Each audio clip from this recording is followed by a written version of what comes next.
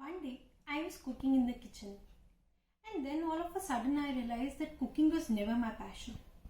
But still, I am doing it today. I do it every day.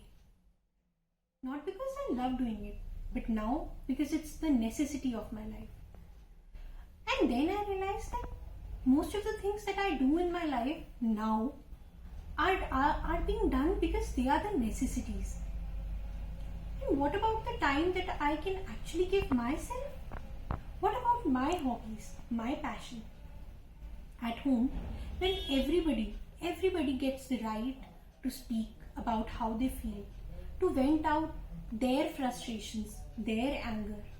Everybody has a me time. But what about me?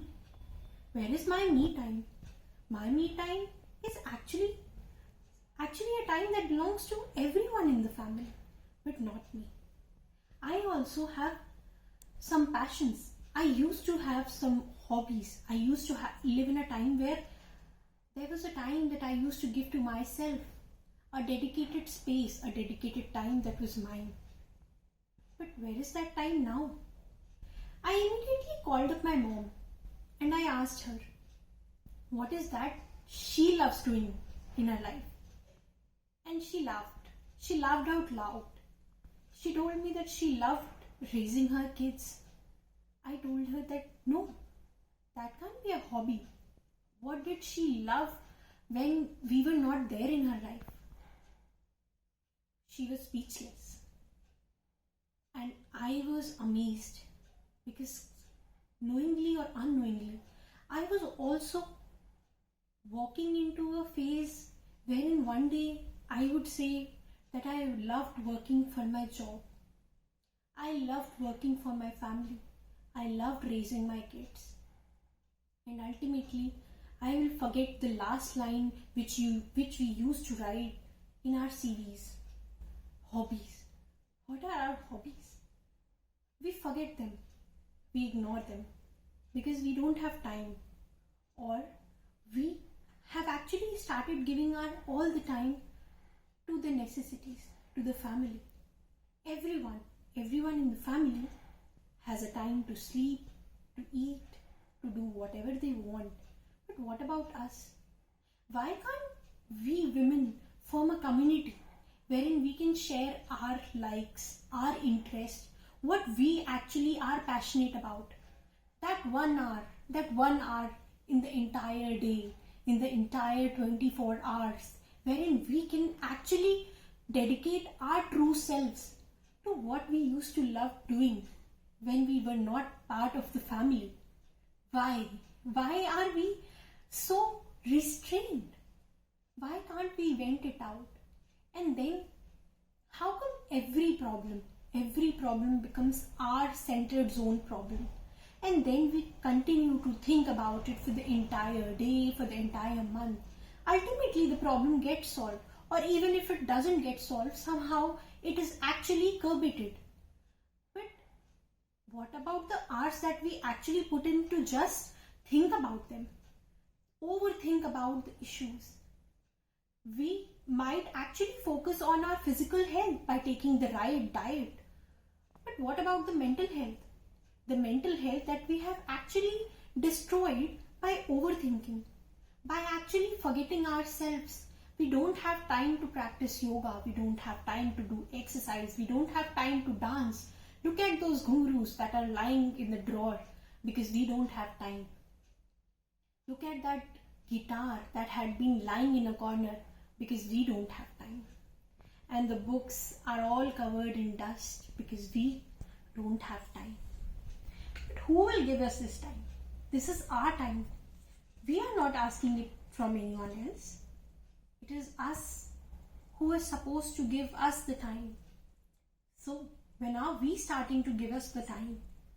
We all want to relax. We all want to calm down.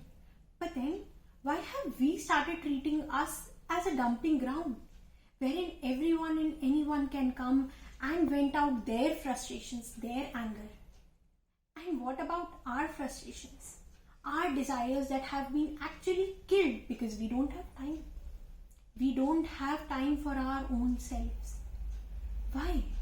Where are we lost? We all want to be mentally fit. We all want to stay happy. We all want to stay positive. We all want to achieve the peace of mind. But how do we get about it when we are already preoccupied with the problems that do not actually belong to us? They might be our kids' problem. They might be our husband's problem.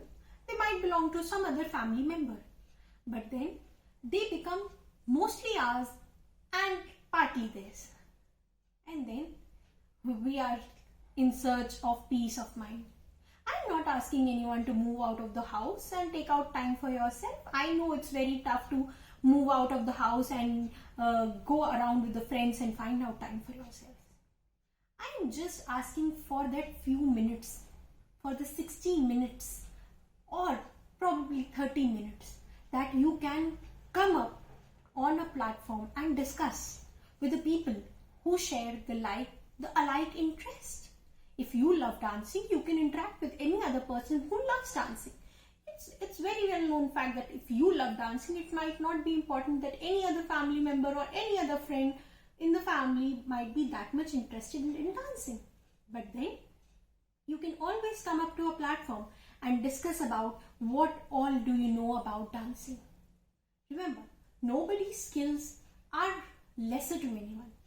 Everybody is unique at his or her talent, and once anybody has a hobby, he or she knows how to possess it and live a life throughout it.